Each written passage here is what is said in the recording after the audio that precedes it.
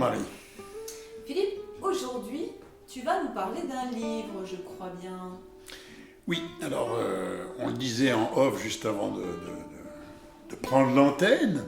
On disait, on va faire le livre du mois. Enfin, le livre du mois, ça ne veut pas dire qu'il y en aurait un tous les mois, mais en même temps, voilà, dans le développement personnel, il y a toute une littérature, il y a à boire et à manger. Bon, pour ceux qui apprécient nos vidéos, d'ailleurs que j'embrasse, ceux qui sont des abonnés, qui viennent régulièrement, ceux qui vont la découvrir, je veux déjà leur dire que ce qui me manque le plus en ce moment, c'est des câlins. Donc voilà, symboliquement, je vous fais à tous et à toutes un énorme câlin. Et j'accepte tous les câlins que vous me faites, ça me va aussi. Et on démarre, Marie. Alors le livre du mois, mais du coup, c'est le livre du toit. Le livre du mois, le livre du toit. Tout à fait, ça va très bien. Alors, pour aborder le mouton noir de la famille, le livre qui illustre bien ce concept, qui ressemble un petit peu au vilain petit canard, c'est un livre de Berthe Hellinger, qui est c'est un Allemand qui était psychanalyste. Ensuite, il a fait de la PNL, de l'analyse transactionnelle, il a fait de l'hypnose, pour développer son propre concept autour du transgénérationnel. C'est vachement la mode de faire des arbres généalogiques, mais lui, ce niveau psychologique, qu'est-ce qui se transmet dans les familles, qui se transmet d'une manière un petit peu spéciale et en même temps irrémédiablement, qui fait qu'il y a des choses qui se reproduisent. Il s'est intéressé à ce genre de phénomènes, on pourrait dire des phénomènes systémiques, puisque c'est une constellation familiale. Et son livre, c'est Constellation familiale, mieux comprendre les mécanismes et les pathologies familiales. Okay. On s'aperçoit, toi, moi, que quelquefois dans les familles, les choses se répètent. Il y avait un problème d'addiction, et puis mais le grand-père avait déjà un problème d'addiction, la mère, l'enfant. Il y avait quoi qu'on retrouve? Comme des scénarios qui se répètent, ou des scénarios catastrophes. Il y a aussi des systèmes d'exclusion. Il y a aussi des systèmes qui se répètent avec le dernier enfant, qui se passe toujours la même chose avec le dernier depuis plusieurs générations. Il y a les secrets, les fameux secrets de famille, Oui. qui encombrent les familles comme ça pendant des générations aussi, avec des secrets de famille. Alors il a développé un travail qui se fait de manière collective, qui s'appelle des constellations familiales. Au départ, c'était pour les familles, mais on s'est aperçu que comme c'était systémique, on fait aussi des constellations en entreprise. Ça veut dire que l'entreprise aussi a sa propre culture générationnelle et transgénérationnelle. Et c'est intéressant aussi d'aller observer. Voilà. Qu'est-ce qui se transmet? Alors, je vais utiliser une expression que j'aime bien, à l'insu de notre plein gré, comme disait Virenque. Voilà. Qu'est-ce qui se transmet à l'insu de notre plein gré dans les familles? Des croyances, des peurs, des choses qu'on va retrouver d'une génération à l'autre. Est-ce que ça c'est clair, Marie? Alors, tu parlais de pathologie familiale. Est-ce que du coup, les constellations familiales, on n'en fait que quand c'est pathologique dans une famille, où on a le sentiment que c'est pathologique chez soi, Non. dans sa famille? Non, on les fait. Alors, pathologique, ça dépend aussi quelle est l'intensité qu'on met au mot, quoi. Il y a des dysfonctionnements dans toutes les familles. Voilà, je veux dire. Voilà.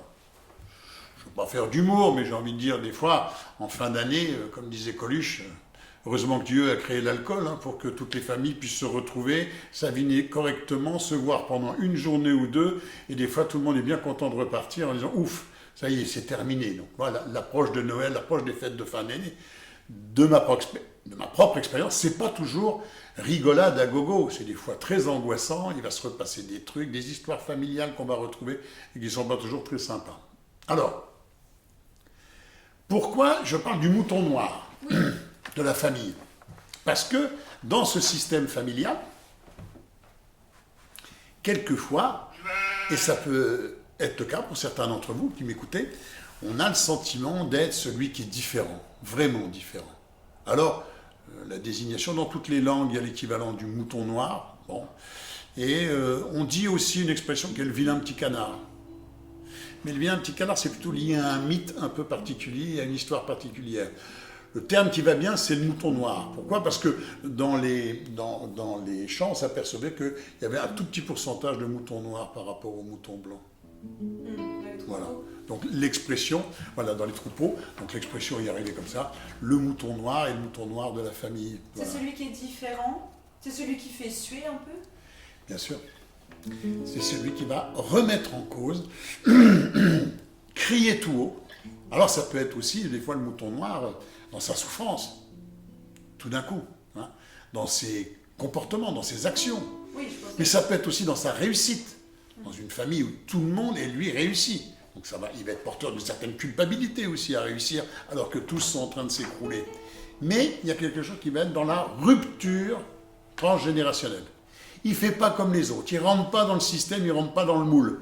Heureusement qu'on en a, vous allez voir, j'ai un texte splendide, et vous pouvez être le mouton noir aussi dans une entreprise ou dans un club de sport. J'ai envie de réhabiliter le mouton noir parce qu'il y a certainement un endroit où vous vous êtes senti un peu comme exclu, comme le mouton noir ou comme différent, et ce n'était pas confortable pour vous.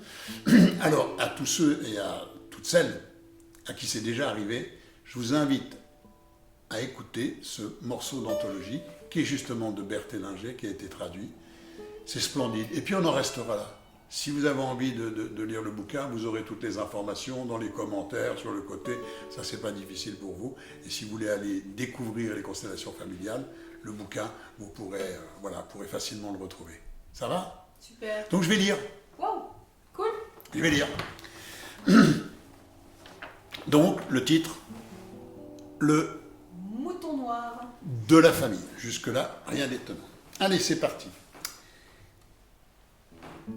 Les soi-disant moutons noirs de la famille sont en fait des chercheurs de chemin de libération pour l'arbre généalogique. Les membres de l'arbre qui se n'adaptent pas aux normes, aux traditions du système familial, ceux qui, depuis tout petit, cherchaient constamment à révolutionner les croyances, allant à l'encontre des chemins marqués par les traditions familiales. Ceux-là, critiqués, jugés et même rejetés, sont généralement des appels à libérer l'arbre d'histoires répétitives qui ont frustré des générations entières. Les brebis noires, celles qui ne s'adaptent pas, celles qui crient leur rébellion, jouent un rôle de base dans chaque système familial. Elles réparent, désintoxiquent et créent une nouvelle branche pleine de fleurs dans l'arbre généalogique. Grâce à ces membres, nos arbres renouvellent leurs racines. Sa rébellion est terre fertile. Sa folie est eau qui nourrit. Son entêtement est air nouveau. Sa passion est le feu qui rallume le cœur des ancêtres. D'innombrables désirs réprimés, de rêves non réalisés, de talents frustrés de nos ancêtres se manifestent dans la rébellion de ces moutons noirs cherchant à se réaliser. L'arbre généalogique, par inertie, veut continuer à maintenir le cours castrateur et toxique de son tronc, ce qui rend la tâche de nos brebis difficile et conflictuelle.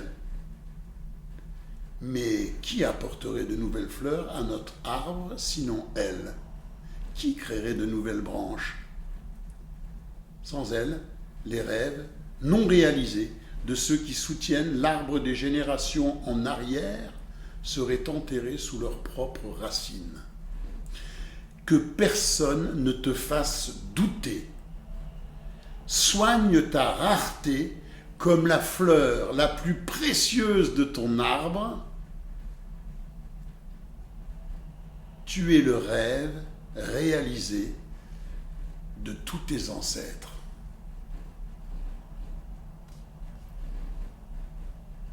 Rien d'autre à dire? Moi j'aime bien être un mouton noir. Chacun a pu ressentir à un endroit, à un autre de sa vie, dans un groupe, dans un autre. Voilà, je voulais réhabiliter le mouton noir. Et donc, bien sûr que la constellation familiale ne se réduit pas au mouton noir, mais je pense que c'est un symbole assez intéressant, systémique, de comment les systèmes ont besoin, au fond, d'exclure, et comment c'est difficile quand on existe dans sa propre identité et quand on est en rupture de schéma par rapport au groupe auquel on appartient. Il y a des tas d'expériences en psycho qui ont été faites là-dessus, qui montrent que c'est très très compliqué. Dans les années 60, on avait demandé à des étudiants, voilà, il y avait en fait une personne qu'on voulait piéger, et il y avait des tas d'autres étudiants à qui on posait des questions assez simples, auxquelles tout le monde répondait. Est-ce que la droite là est de la même dimension que cette droite? Oui. Est-ce que, voilà, des questions simples et puis un petit peu plus compliquées à un moment, mais enfin assez simples quand même.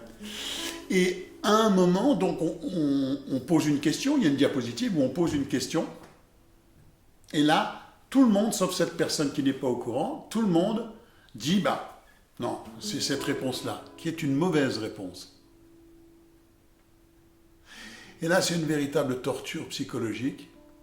Et écoutez-moi bien, la plupart des cas, plus de 90% des hommes et des femmes qui se retrouvent dans cette situation, à un moment, vont affirmer quelque chose dont ils sont persuadés que c'est faux.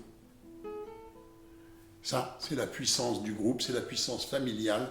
Tu rentres dans le système où tu es exclu.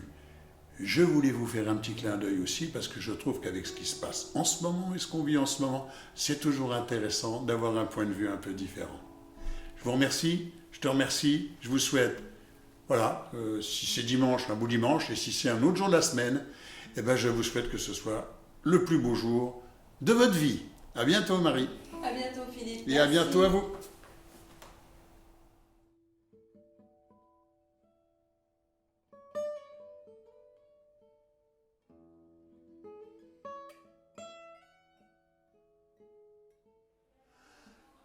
Bon bah, je suis tout seul ou quoi? C'est quoi ce travail? Eh oh, Marie! Hey. Ah, viens Marie! Mais oui, Viens. je suis là. Qui d'autre? Bonjour. Voilà. Camille! Viens Camille. Ça va Camille? Salut. Salut! Sandrine? Elle est où Ah, Sandrine? Je suis là. Ah, Sandrine. Sandrine. Salut Sandrine! Qu'est-ce qui nous manque? Steve? Ouais, Salut. salut Steve! Salut Steve. Ça va? Ça va. Et puis, ben, il nous manque le photographe, Oui, je le crois. vidéaste célèbre. L'unique. Salut Luciano! Hello. Salut! Vous êtes prêts pour la photo? Oui, Ouais. souriez!